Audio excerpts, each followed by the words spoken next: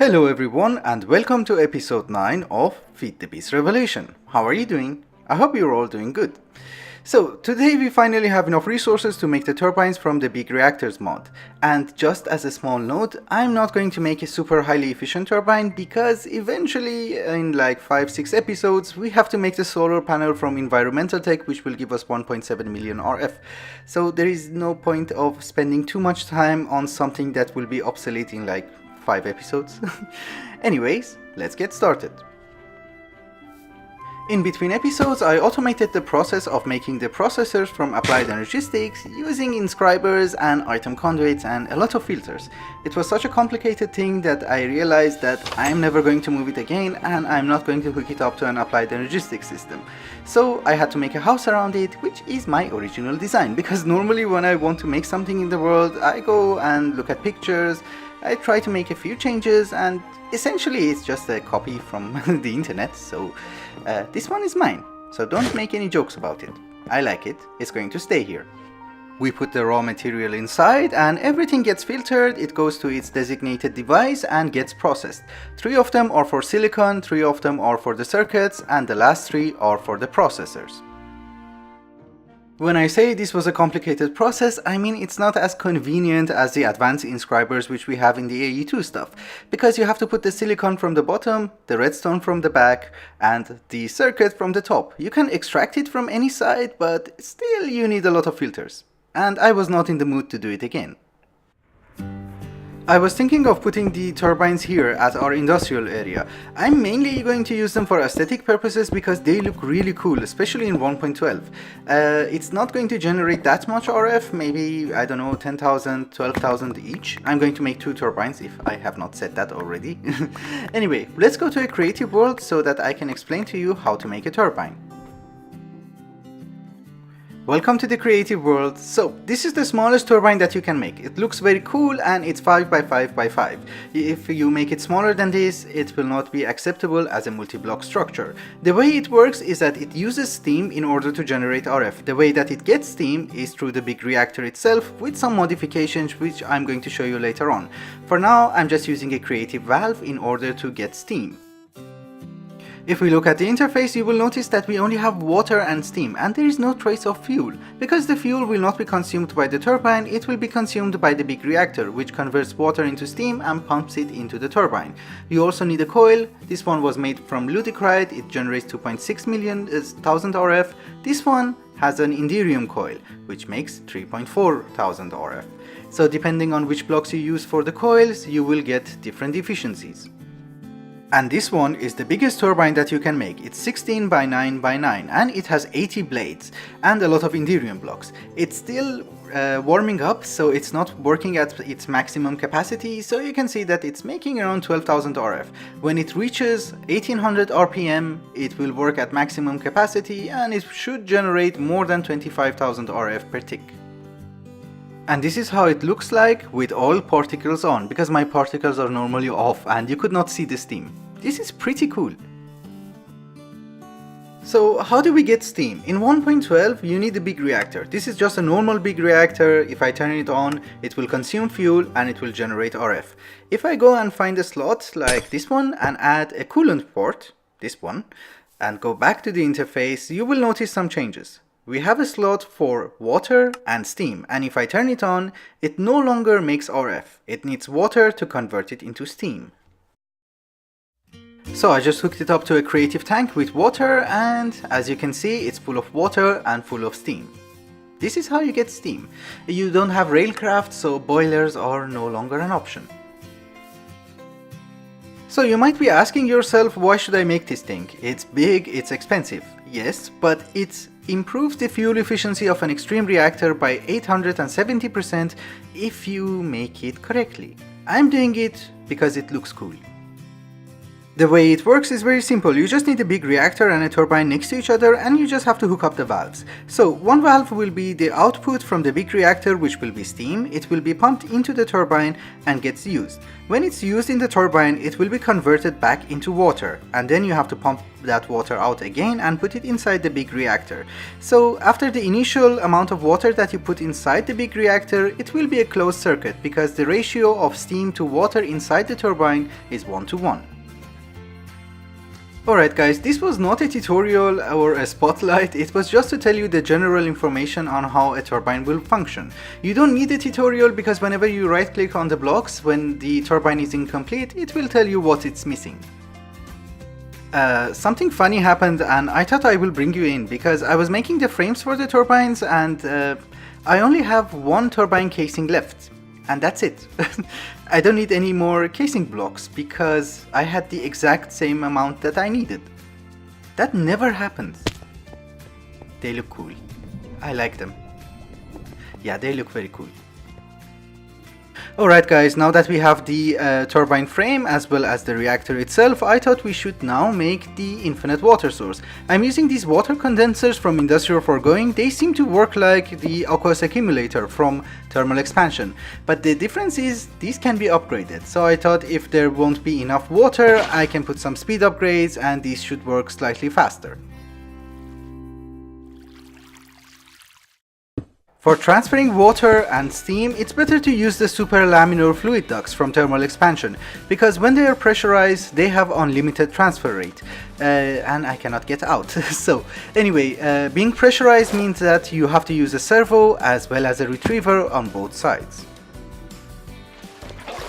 Although this very small big reactor is not going to generate RF, the mechanism stays the same. So you have to use a very good coolant in order to increase fuel efficiency, and if you want to increase the reactivity and increase the output, you have to put the fuel rods next to each other. I don't like doing that because I think a checkerboard formation looks nicer. Otherwise, for efficiency, it's better if you put the fuel rods next to each other. Fuel goes in and we get steam. In order to change the input and output mode or steam and water, you can use a wrench from the same mod. Red is for steam, water is blue. You're going to need one rotor bearing and then you can make the shaft. On the side that you have the rotor bearing, you should put the blades, and on the other side, which you have to put a turbine casing, and you cannot put glass, and it has to be on the same level as the other ones. It's not. Okay. This is where the coil goes. This is the only block which has to be made out of turbine housing and not glass. Apart from the frame, of course.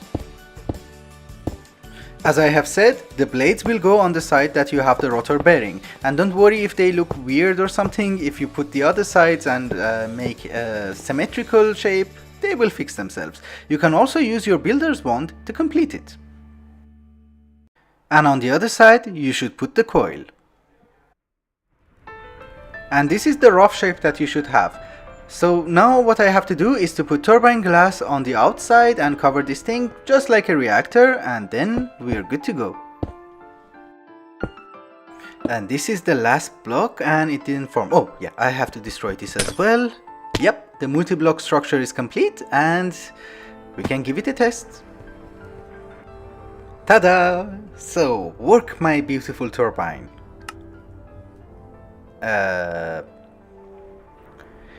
So, where's the steam? Yeah, I see like fart bubbles, but that's not good enough. Huh. I made a boo-boo. Do you guys remember when I said red is for steam and blue is for water? You have to connect red to red and blue to blue. Unfortunately, I connected blue to red and red to blue. I made the same mistake here, and if we change it back, everything should work fine. Alright guys, I completed the second turbine as well, and as you can see, the second one is actually working much faster than the first one, because the first one is full of water and I have to wait for the water to be dumped. So yeah. Anyway, it takes a long time for these things to charge up. It will take around 10 minutes to reach their maximum capacity. There's nothing much I can do, I just have to wait. Alright guys, as you can see, this very small big reactor is full of steam. That means that it cannot pump any more steam into the turbines. So this is an okay setup. I just have to configure the turbines a little bit and then we're good to go. Aha, so this is how it looks during the night. I covered it in steel blocks and steel wedges from Architecture Craft. It's not a finished decoration because I also want to add lights during the night and make it look nicer. I also have to tweak this a little bit because I'm thinking of removing one row of coils and adding more blades, because right now both of them are producing a total of 21,000 RF, which is pathetic.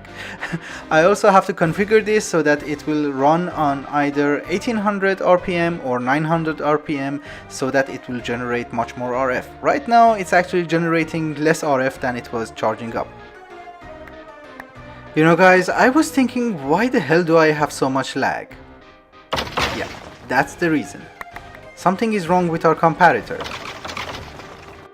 Hi. So, apparently a drawer does not emit a redstone signal when it's full unless it has a special redstone upgrade. I made that upgrade, now the comparator is active, so the farm should be deactivated. I did not know that because I did not read the JEI because, yeah, there. Sorry. Reading is good for you, you should do that. Anyway, I have to avoid some of the skulls because we have so many skulls inside the vacuum hopper. Maybe I should just go to the vacuum hopper and empty it there. Yeah. And I should run because, yeah, withers will spawn if I stand here for too long. Anyway, I'm happy that I discovered this early on before the situation gets much worse. Okay, so one of the areas that I have neglected a lot is our Thaumcraft area. It looks horrible and I have not even completed the researches. So I did some research and I want to make the charms from Thaumcraft, which will allow us either to have regeneration or saturation.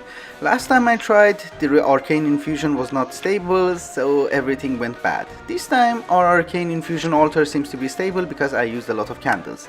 The only problem is that if I get that charm, I have to let go of my benevolent charm from Botania. So yeah, I'm not sure if I really want to do that, but let's give it a try. If it's good, we'll do that. We first need to upgrade our essentia smelter into Thaumium, because this one is the first level and it releases a lot of flux, which is not good. One Thaumium essentia smelter and an extra auxiliary vent, which will reduce flux. And 2 essentia fillers. With these things we don't need pipes anymore, they will do that wirelessly. Well, if you want to do something, it's better to do it correctly. We're going to need these awarded jars in order to do Arcane Infusion. They don't have any other use for me, at least for now. So, we're going to put them here. There are 34 different essentias in the game, so it should be enough, because the wireless essentia filling mechanism has a range of 16 blocks. And if we put our essentia smelter and the Arcane Olympics here, they should automatically fill all the jars, and when we are doing Arcane Infusion, we don't have to worry about moving jars, putting them back, removing one and see if we have enough essentia or not. Also, I add the vents because I don't want flux. So, we can give this a test. Now, as you can see, it's automatically filling the jars and it has a range of 16 blocks, so it should reach all the jars. And we get aqua as well. That is nice. So I just have to label this one and it's on the wrong side. Yeah, that's going to bug me. I can't turn it, right? Or I can just break it and put it back. Yeah, very cool, very nice. It's episode 9 and this is my first potion? That's weird.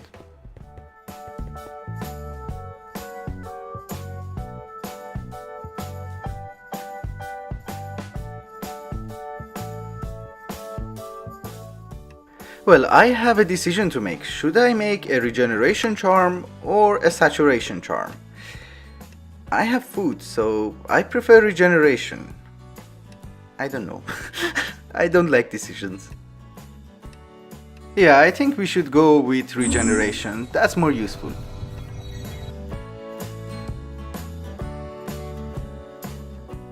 So finally my charm is ready and we can equip it and see if it works. How do I know if it works? I think it needs V, right? Oh, you need V. There is something called a recharge pedestal or a recharger. Yeah, that one. I have to make this. One recharge pedestal and we put the charm on top and this should get V. In the form of potentia. Huh. Where is it getting it from? Is it from the chunk or is it absorbing it from something? And how far will it go? It's 125, 30, okay. I'm guessing 200 should be max. Is it? Yeah, it is. Good. Let's go and give this thing a test. For some reason that I do not understand, I have feather falling and I cannot take fall damage. So the only other solution is to do a little bit of self-sacrifice, and then we have to run away so that we are not getting regeneration effect from the RF Tools controller. And oh my goodness, that's using a lot of V. And I'm not even regenerated. It gives me regeneration 3, which is amazing, but still, this is very expensive. I don't like it. That's bad. How do we recharge it? Because that's like one-time use. There is a V amulet. Yeah, it's almost gone. So there is a V amulet, and that's the V stone. Instability high. No, I'm not gonna do that. No. We just put it in a chest and never talk about this. Well, since I was at our Arcane Infusion altar, I also made a shovel from Thaumcraft, the earth mover. I wanted to make path blocks, but it cannot do it on grass. It can do it on dirt, which is an ability from Quark. Yeah.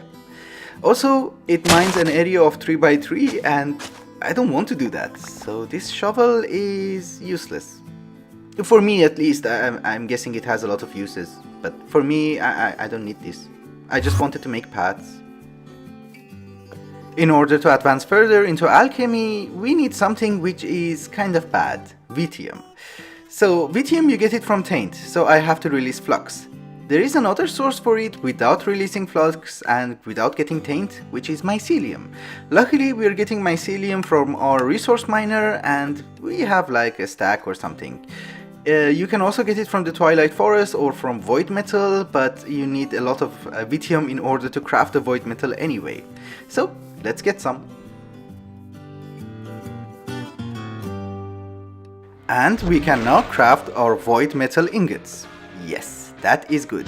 I lost one essentia while I was preparing stuff from the crucible, so we can only make 3 of them. But that should be enough because we only need 1 plate, and in FTB Revelation they have changed the recipe. So you can put it inside the metal press and you don't need 3 ingots in order to make the plate. And I have to clean this mess up because otherwise it's going to be bad.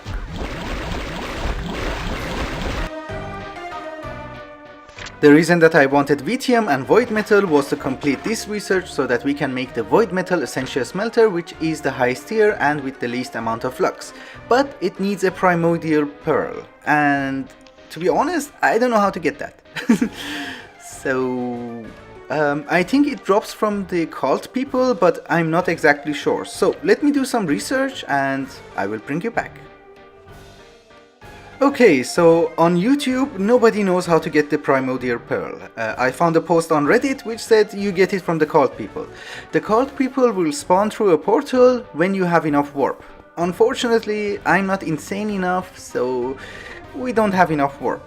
In order to get temporary warp, the best idea and the best solution is to eat zombie brain, and luckily we have a lot of it in the ME system and in the mob farm. So I will eat a lot of zombie brain, that will give me a lot of temporary warp. If I die, the temporary warp will go away and I'll be normally insane. I'll be insane as usual.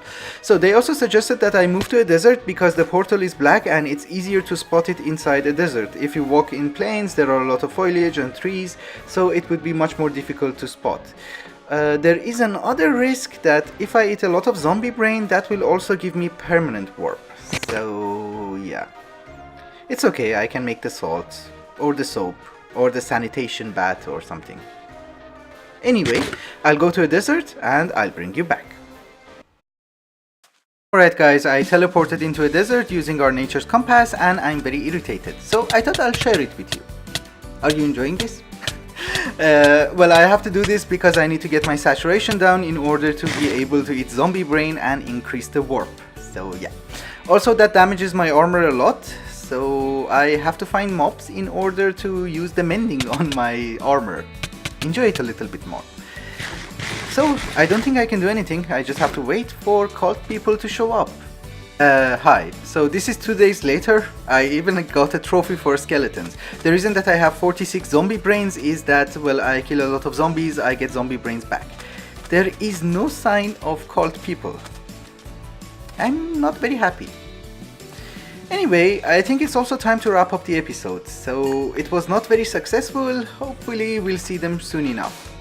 Anyhow, thank you so much for watching, and I hope you enjoyed it. Till the next one. Bye bye.